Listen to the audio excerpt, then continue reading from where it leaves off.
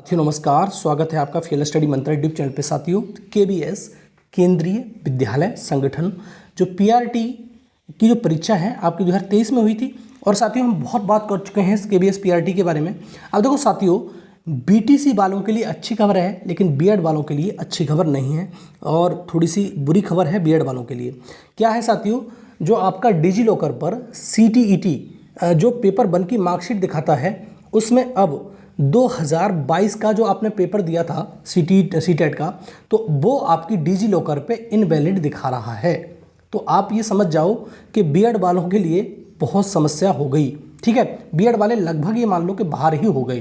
ठीक है, supreme court का जो ऑर्डर है वो असर दिखा रहा है। इसका मतलब ये समझ लीजिए बीएड वालों के लिए दिक्कत का सामना करना पड़ रहा है बहुत ज़्यादा।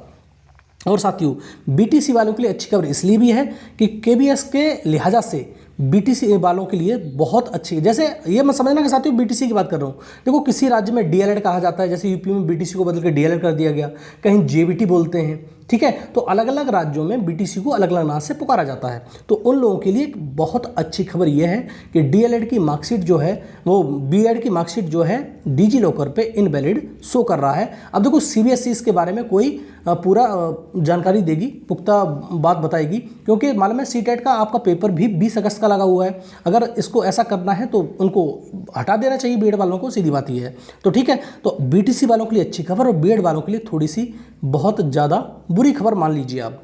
दूसरा साथियों बात करते हैं आपको, जैसे मैंने कल भी कहा था, आपको एक वीडियो बनाया था उस टाइम पे कि जनरल की जो कट ऑफ है 120 के समथिंग, 1-2 नंबर इधर उधर भी है ना आपका, तब भी आप तैयारी में जुट जाइए। ठीक है, ये मत सोचना कि अब मैं तैयारी करूंगा बाद में करूंगा, ऐसे करूंगा और वैसे करूंगा। तो आपका अगर 1-2 नंबर इधर उधर भी है तब भी जुट जाइए। लेकिन इस वीडियो में बता रहा हूँ आपको, अगर आपके 110 नंबर भी है ना साथियों जनरल में, तो आप भी तैयारी करो इंटरव्यू की।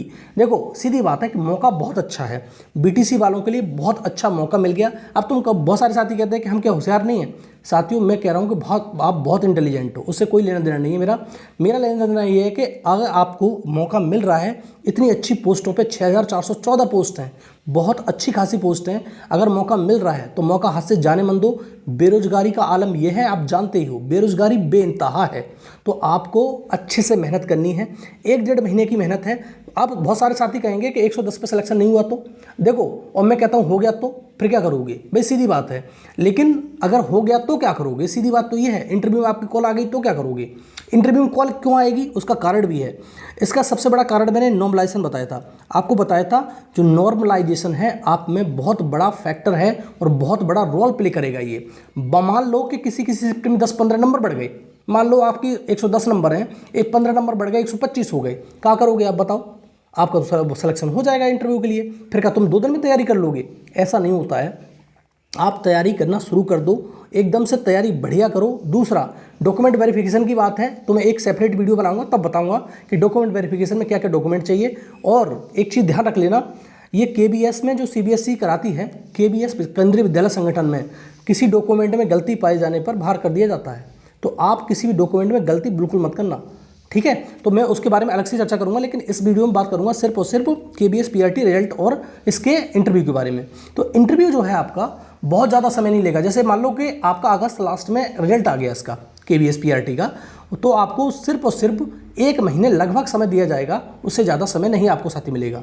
ठीक है, तो आपको तैयारी अभी से करनी है, आपको बहुत समय मिल चुका है। बहुत लोगों ने तो उम्मीद भी छोड़ दी थी कि आप हम क्या करेंगे, लेकिन 110 वाली भी तैयारी करो, जिससे आपको अगर आपका हो जाए सिलेक्शन तो आपको नौकरी मिल सकेगी। ठीक है, और नहीं भी होगा तो नॉलेज तो है आपके पास में। और भर्तियों की तैयारी नहीं करेंगे क्या आप। अगर आपका सिलेक्शन भी नहीं भी होता है, मान लो कि 1% 110 वालों को नहीं हुआ, तो अगली भी तैयारी करनी है कि नहीं करनी है। जैसे ईपी में सुपर टेट आया या किसी भी भर्ती की तैयारी आप करोगे टीचिंग भर्ती की, जब टीचिंग भर्ती के लिए आपने कोर्स किया है तो आपका ठीक है, तो आप 110 वाले भी तैयार रहो।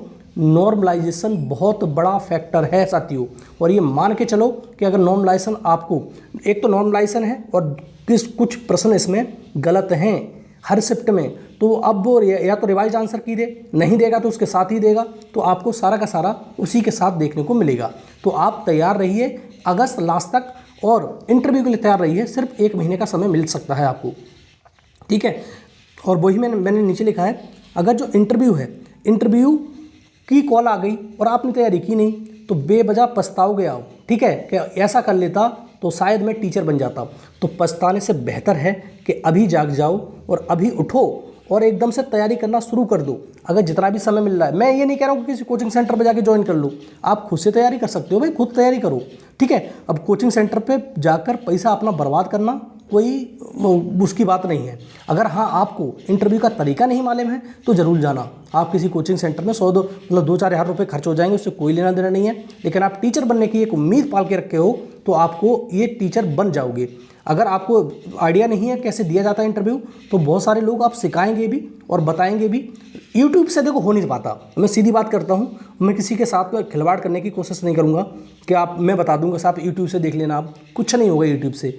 यूट्यूब में और रियल लाइफ में जो आप सीखोगे क्लासरूम में बैठ के या किसी के सामने इंटरव्यू दे रहे हो, उसमें ज़मीन आसमान का अंतर होता है, ठीक है। तो आप ज़रूर, अगर आपको मालूम है कि आपके नंबर 130 है, 140 है, 150 है, ज़रूर से ज़रूर कोई भी रिस्क नहीं लेना।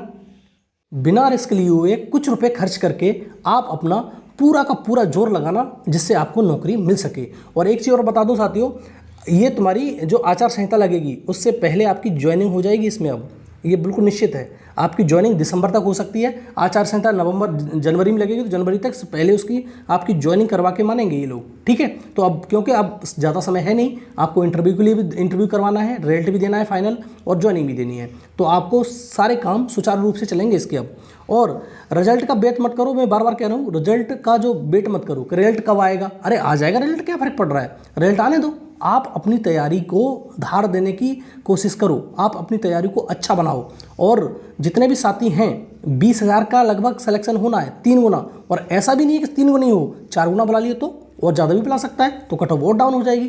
तो आप तैयारी करना शुरू कर दो। बीटीसी वालों से सभी से एक बार फिर से रिक्वेस्ट कर रहा हूँ मैं आपको कि अगर आपका लग रहा है 110 नंबर तक हैं आपके, तो पूरी तरह से आप जुट जाओ, लग जाओ, और आपको एक पोस्ट लेने से इस बार कोई नहीं रोक सकता, ठीक है। अब आप कहोगे तो सिलेक्शन तो 6,000 का 414 का ही होना है, क्या फ़र्क पड़ रहा है। आप तैयारी करोगे तो अगली तैयारी उसमें काम नहीं आएगा क्या, आपके सब में काम आएगा, कोई समस्या नहीं है। टीचिंग भर्ती की जितने भी पोस्ट निकलेंगी सब में काम आएगा।